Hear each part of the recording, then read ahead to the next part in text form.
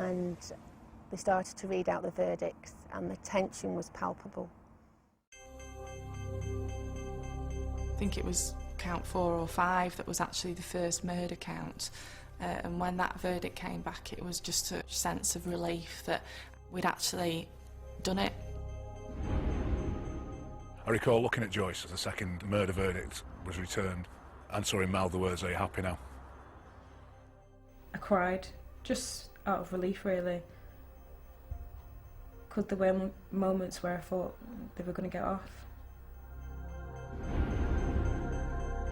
Colin Joyce was convicted of both murders.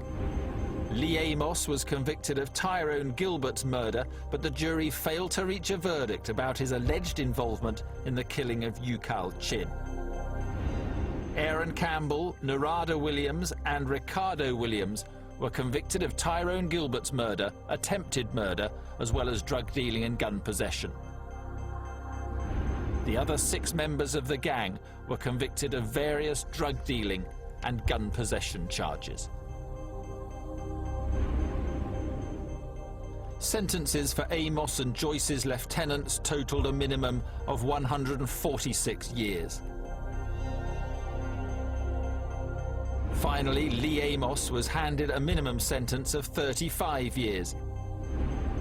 And Colin Joyce was told he would spend at least the next 39 years of his life behind bars.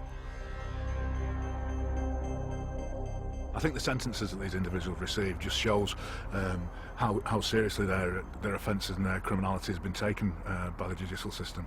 I mean, the fact that they've both got longer minimum recommendations than Peter Sutcliffe got says something. So long were the sentences that Greater Manchester Police went to extraordinary lengths to publicise them.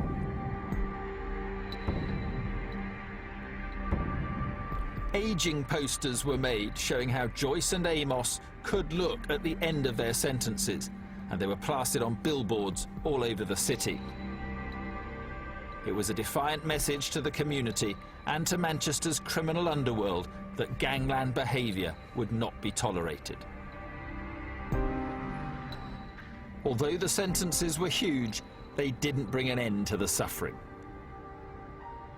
They can still hold their brothers, their sons' hands, give them a kiss goodbye, see you tomorrow, see you next week. We can't do that. We have to kiss a headstone to give him a kiss. That's what hurts the most, that we have to come here to see my brother. Sometimes touch his picture and say, "Son, I love you and I miss you. Why did you leave me?"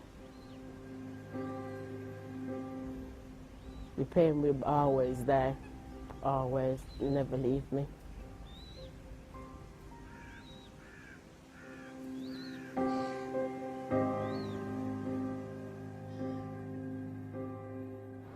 This case was solved by a combination of innovative policing and good old-fashioned detective work.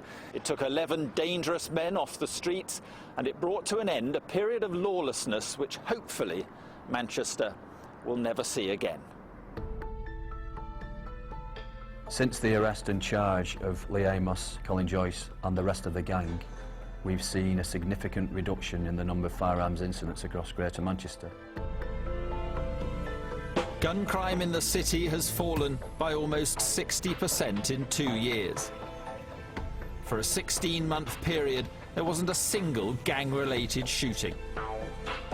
But for officers like Rod Carter, the fight goes on. We're on duty every evening of the week, and we'll be dealing with any gang-related or firearms-related incidents that may occur throughout the evening. The Excalibur anti-gang unit, working with the help of the community, continues to tackle gang activity, taking guns and drugs off the streets. It's definitely felt safer. It feels more united as a community now. The whole problem hasn't gone away. There's always younger boys that are going to want to fill their shoes.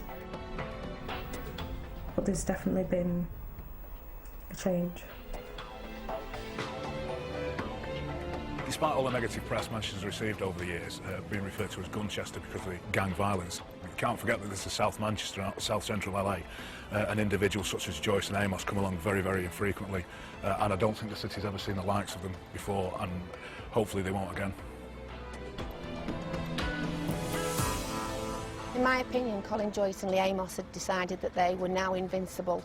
What we were able to show was that the community and the police together were a far bigger gang than their gang.